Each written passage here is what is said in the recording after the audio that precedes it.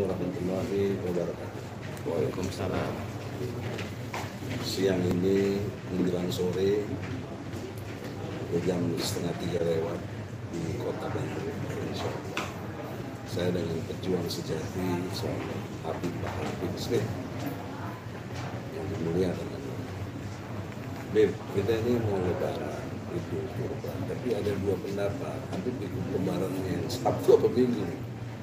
Mohon dijelaskan dengan dalil karena begini logikanya. Saudi kan lebih dulu, kita lebih dulu dari Saudi 4 jam. Artinya kenapa kok yang kita lebih dulu belum ketahuan, tapi yang belakangan memang udah ketahuan. Nah, saya membedakan antara waktu dan momentum. Saya baca Imam Syafi'i memang membolehkan ini dalam konteks waktu. Tapi kalau dalam konteks Maliki, Hambali, Hanafi itu kepada Amir di Mekah itu untuk menentukan, dan dilihat dari segi wukufnya, bukan hilal. Nah, kita confuse di sini. Kalau saya pilih hari Sabtu lebarannya, besok saya puasa. Nah, kalau besok puasa udah wukuf, yang mereka masih merasa belum kan jadi haram nantinya dia. Nah, gimana pandangan Habib Bahar itu? Biar orang tahu Habib dia punya ilmu gitu. Bukan orang berilmu, orang bodoh. Silakan Idul Adha. Ya ini dari yang normatifnya dulu. Yang anak tahu. Ya ini kalau itu kan dalam melihat itu kan ada dua metode kan. Ada yang hisab, ada yang ru'yah. Kalau hisab itu mereka dihitung, nggak dilihat. Kayak momen dia lah. Ya ada ru'yah. Ru'yah itu melihat Hilal. yakni hilal. Ya, jadi sama seperti idza ra'aitumul hilal fasumu. Apabila kalian telah melihat hilal maka berpuasalah. Makanya seperti Ramadan. Ramadan itu kan ada yang 29, ada yang 30. Hari ini. Nah, makanya kata Rasulullah, idza lam ra'aitumul hilal fatammim 30. Karena Rasulullah paling banyak itu 29. Makanya kata Rasulullah, kalau kalian tidak melihat hilal, berarti kan melihat. Perintah Rasulullah, ru'yah, lihat. Kalau nggak melihat hilal, maka sempurnakan 30. Ya digenapkan. Iya, jadi kalau kita ngomong Ramadan dulu, ini perbandingan Ramadan berarti ya kalau nggak ada 9 30. Ya. Nggak ada 28, nggak ada 31. Dan Clear, pada umumnya 29. Yes. Kalau hilal nggak kelihatan baru 30. Ya. Nah, ana Ahlus Sunnah wal Jamaah. Ya. Mazhab Syafi'i. Oh, gitu. Dalam hal ini kan ana juga baru tahu kalau ada Sabtu Minggu. Ana kan nggak, ana udah lupa hari di penjara, nggak ngerti, nggak ngitung hari, nggak ngitung apa, nggak ngerti. Kalau memang sekarang hari Kamis, besok Jumat. Iya. Maksudnya kalau dalam hal seperti itu ya tinggal kalau anak tetap metode ru'yah.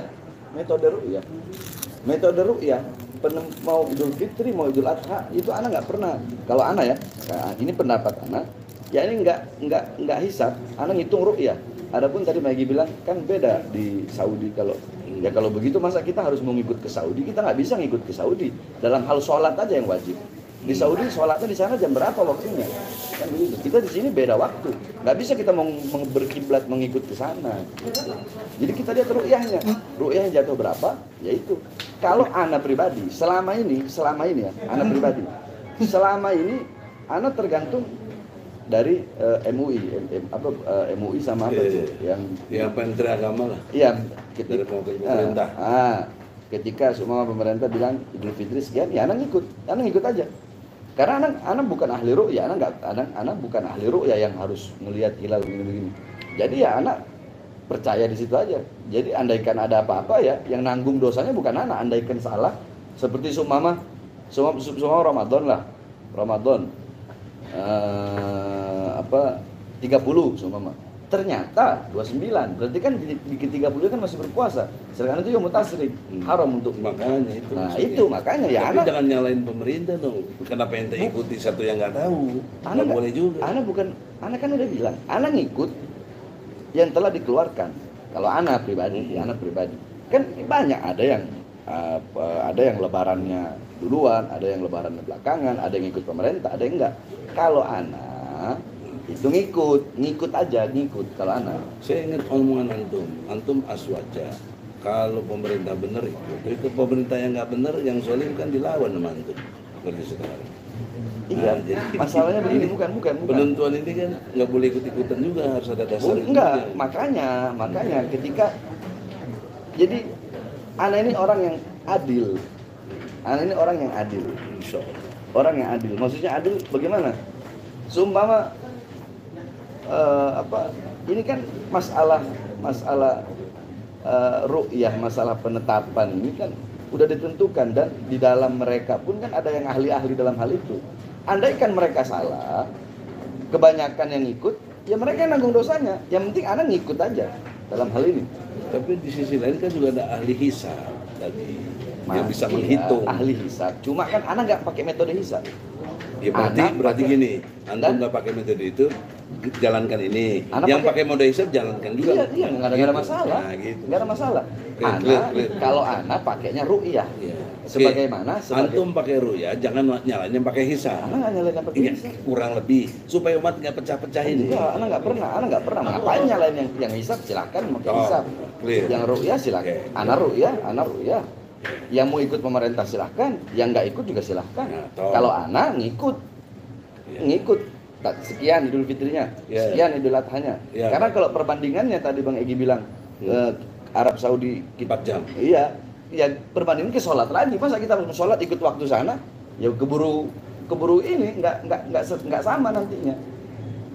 Nah kalau konteksnya itu tidak dalam anonim atau sinonim ke situ, tapi harus dibedakan. Ini saya ya, karena tentu dibedakan antara waktu dan momentum. Nah, Idul Adha melihat kepada momentum, yaitu wukuf. Ya, ukurannya wukuf. Wukuf di Arafah. Iya. Nah kalau sudah dinyatakan wukuf, Amir Mekah menyatakan wukuf besok, kok kita masih berkilah? Tapi enggak, sekarang ini soal pendapat ya. Saya menempatkannya momentum. Sekarang tanya, tanggal sidang mau dimulai. Ya. Tanggal closing statement mau dimulai sidang. Hah? Sidang antum mau dimulai. Enggak, sidangannya belum. Kita mediasi. Oh, yang saya. Tunggu sebentar, Bos. Ini lebih penting, ini umat. Jadi dalam konteks itu udahlah. Ya, dalam konteks perbedaan pandang. Iya, kalau itu kan ru'yah dan hilal udah selesai yang diperdebatkan. Saya melihat bukan momentum. Ru'yah dan hisab. Ru'yah dan hisab. Jadi saya melihat momentum, Anda lihat waktu. Yang saya pahami begitu dari. Dan itu pun ada ikhtilaf juga masalah waktu, masalah momentum. Dalam itu juga konteks ikhtilaf. momentum ini, nah sekarang kita bicara substansi. Apa substansi antum melihat penyembelihan kurban kepada ketakwaan kita kepada Allah? Substansi. Ya, ini kambingnya, dagingnya sampai ke Allah. Yang sampai ketakwaannya. Nah, substansinya apa dari Idul Kurban itu? Ya ini begini. Ya millata Ibrahim hanifa muslima wa makana minal musyrikin. Kan begitu. Kurban ini ajaran Nabi Ibrahim. Nah, dalam Al-Qur'an Allah berkata, seperti apa sih ajaran Ibrahim? Millata Ibrahim hanifa muslima wa makana minal musyrikin. Ya. Ajaran yang lurus, ajaran Islam. Ya, dan wa makana minal musyrikin, dan bukanlah bagian daripada orang-orang yang musyrik. Inilah milah Ibrahim. Milah Ibrahim. Ya, Oke.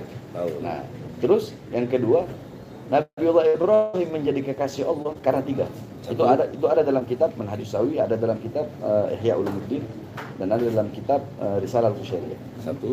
Satu, Nabiullah Ibrahim menjadi kekasih Allah. Kan Nabiullah Ibrahim Khalilullah, gelarnya kekasih Allah.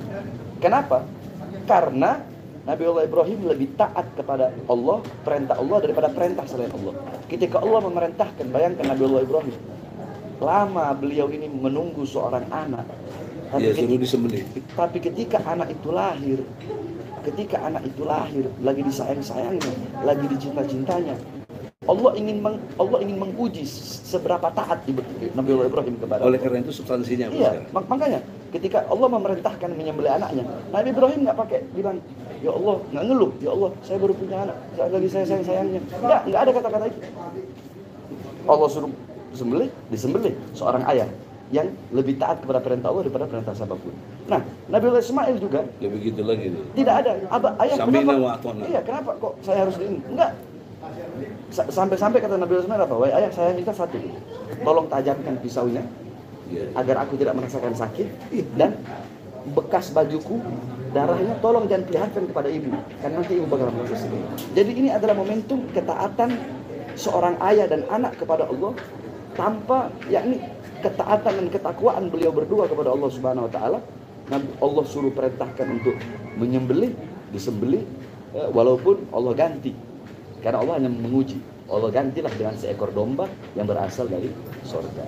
Makanya dari situ intinya adalah yakni kurban ini bukan hanya sekedar kita ngeluarin harta terus beli kambing, beli sapi, terus hanya untuk ini enggak, yakni tazidul yakni al barakah tazidukum fi ta'ah. Ya ini untuk berkah itu bukan bertambahnya kaya, bertambahnya harta, enggak, tapi al barakah tazidukum fi ta'ah, bertambahnya ketaatan kepada Allah Subhanahu wa taala. Jadi substansinya intinya dengan kurban ini jangan kita segan-segan. Kalau Nabi Allah Ibrahim saja berani, rela, tidak ada ngomong A, B, C, D, Allah perintahkan ini dilaksanakan. Nah, jadi kita ambil ibrah, pelajaran. Kita jadikan Nabi Allah Ibrahim sebagai uswah, qudwah, teladan pedoman di dalam kehidupan sehari-hari, bahwa taat, patuh kepada Allah apapun perintah Allah Subhanahu wa taala. Sami'na wa ata'na. Sami'na wa ata'na, Allah perintahkan ini jalankan. Nabi Allah Ibrahim sekalipun harus menyembelih anak. Dan yang paling penting ini berkaitan dengan haji. Ya kan? Ini berkaitan dengan haji. Nah, ketika orang-orang haji, apalagi wukuf di Arafah, itu ketika itu ada satu ulama, ini closing statement. Ada satu ulama ketika itu dia haji udah 3 kali. Ya. Ketika dia haji udah 3 kali, ketika haji yang ketiganya, dia haji 97 kali. Enggak, ya. Dia 97 bukan. 3 kali. Bukan. Dia haji 76 kali. Ibn Munkadir namanya. 76 kali. Dia bilang begini, udah tua, ya Allah, haji saya yang pertama itu untuk menggugurkan kewajiban. Haji saya yang kedua, saya niatkan pahalanya untuk ayah dan ibu saya. 3 kali haji. 3 kali. Haji saya yang ketiga, Nah itu. saya niatkan untuk semua orang yang wukuf di Arafah ini. Masya Allah. Beliau tertidur. Ketika beliau tertidur, tiba-tiba ada suara. Apa suaranya? Wahai Ibn Munkadir, apakah engkau ingin berbuat baik kepada yang maha baik? Apakah engkau ingin mendermawakan pahalamu kepada yang maha dermawan, yaitu Allah? Ketahuilah wahai Ibn Munkadir, bahwasanya Allah telah menghapus dosa-dosa orang yang wukuf di Arafah 10.000 tahun sebelum Allah ciptakan pada Arafah. Berarti maksudnya apa? Orang-orang yang haji itu adalah orang-orang yang sudah dipilih oleh Allah SWT. Cuma ada haji yang diterima, ada haji yang enggak diterima. Mabrur dan tidak. Nah, jadi intinya kalau mau haji, niatkan karena Allah, niatkan karena ibadah. Jangan niat haji biar saya dipanggil haji. Saya niat haji biar orang cium tangan sama saya, biar orang hormat sama saya. Makanya banyak orang pulang dalam haji. closing statement ini untuk pemerintah, pesan moralnya apa? Pemerintah supaya tahu substansi haji tadi. Substansi haji. Iya. Pemerintah kan jadi amirul. Ya ini pemerintah ya harus menjadi wasilah, menjadi perantara bagi orang-orang yang mau haji. Jangan dipersulit. Mereka mau haji, mereka mau ibadah, melaksanakan ketaatan. Kalau dipersulit aja jangan, apalagi korupsi uang haji. Iya, Kan haji begitu. dipakai buat konstruksi. Ya makanya kan sering anak bilang, jangankan masalah korupsi jalan, korupsi jembatan, korupsi apa, masalah ibadah jadi korupsi. Iya, iya. Uang haji, uang kurban atau apa, wallahu a'lam, ana nggak tahu benar enggaknya. Sekarang ACT lagi. Ya wallahu a'lam, saya nggak tahu masalah itu. Intinya begitu. Ya, oke. Nasihatnya seperti itu. Jadi terakhir closing statement apa?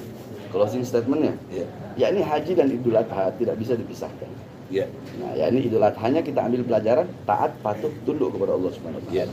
Haji, ikhlaskan diri, niatkan diri kepada Allah untuk mendekatkan diri kepada Allah Subhanahu wa taala. Karena apa?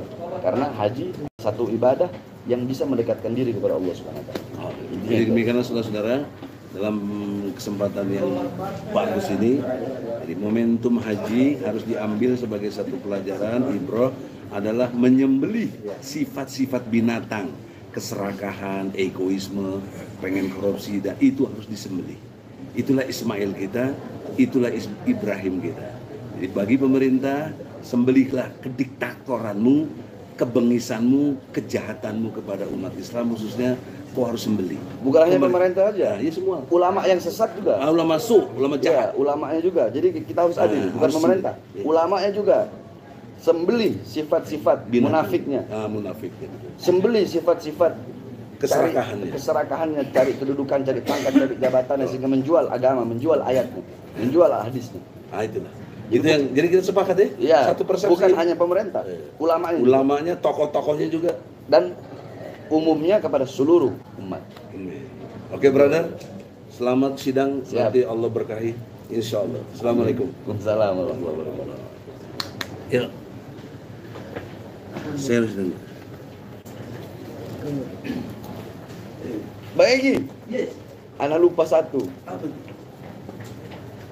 Mau suruh langsung berkurban tadi Tajul Alawiyin. Ya, iya. Enggak apa-apa, sama bisa. Disambung, bisa. Tutup. Ini masih B. Bikin ulang lagi. Enggak, maksudnya ini yang Bang Egy. lagi susah lagi. Enggak. Sekarang ini aja. Ini sudah. Enggak, sekarang bikin sendiri. Sendiri. Oh, ya, Terpisah. Bang Egy sini. Sini. Terpisah. Bikin terpisah aja. Terpisah nggak apa-apa nih. Jadi dua. Jadi part 2. Iya, partu. Nah, sebut. Anak asosiasi dulu ya, kita jadi dulu. Kita jadi dulu. Udah. Live juga kan? Dan juga tapi lihat dulu ntar. Hah? Dulu ntar. Dulu ntar langsung ini dulu aja. Gampang kan dulu. Part 2 aja bikin. Part 2 lu nggak pakai judul lagi. Partai ya, ini partai. Ya udah deh. Ya, 1, 2. Dan yang terakhir, Ya, yang terakhir Habib Bahar bin Smith, apa himbauan buat umat pada umumnya enggak, dalam saya, konteks korban? saya ingin mengajak, ini kan udah mepet waktu. Saya ingin mengajak kepada jamaah umat Islam untuk berkurban bersama Tajul Alawiyin, berkurban bersama Di Habib mana Bahar. alamatnya? Di pondok pesantren. Iya pesantren di mana? Di Bogor. Di Bogor. Sukabumi. Tapi ada kontaknya, kontak Jalil. Kontak personnya itu Jalil. Nomor handphone? Nomor handphonenya nanti mungkin bisa diinin ke Bang Egy nanti Oke. lewat Jalil. Oke. Jadi kurbannya kita itu begini, yakni ada lebih yang dimana itu buat pondok. Jadi orang kalau berkurban bersama pondok Tajul Alawiyin, dia mendapatkan 2 pahala. 1 pahala kurban, 2 pahala jariah untuk pembangunan pesantren yang pahalanya bakal mengalir sampai hari kiamat. Maka saya menghimbau kepada umat Islam untuk berkurban karena waktu udah mepet, berkurban bersama Pesantren. pondok pesantren Tajul Alawiyin. Hubungi Bung Jalil. Nanti nomor handphonenya Nanti saya sampaikan. Bang Egy ini. Iya. Baik, terima kasih. Syukron. Wa iyyakum. Allahu Akbar. Ada. Assalamualaikum. Salam. Baik. Ya. Itu.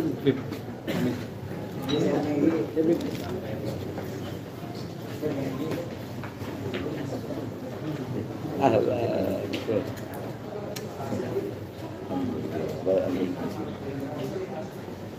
Nanti kami cek ini kurang sehat. Oh, iya pantesan ya. Biasanya nggak ngeliat.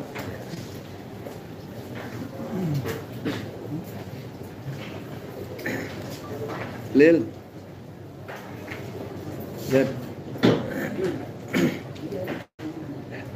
Masih lagi mati dulu.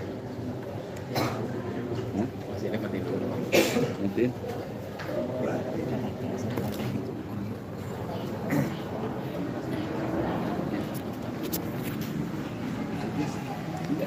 Assalamualaikum warahmatullahi wabarakatuh. Alhamdulillah untuk live bersama Bang Egy sudah usai. Sekarang tinggal kita persiapan untuk live sidang HBS lanjutan yang ke-21 sama Rafli Harun dan juga Padri John dan juga saksi bahasa yang meringankan Abuya. Jadi stay terus di Kidmir Channel ya. Jangan sampai kuotanya tidak aman ya. Karena itu bikin jadi panik gitu ya. Yuk, syukron. Assalamualaikum warahmatullahi wabarakatuh.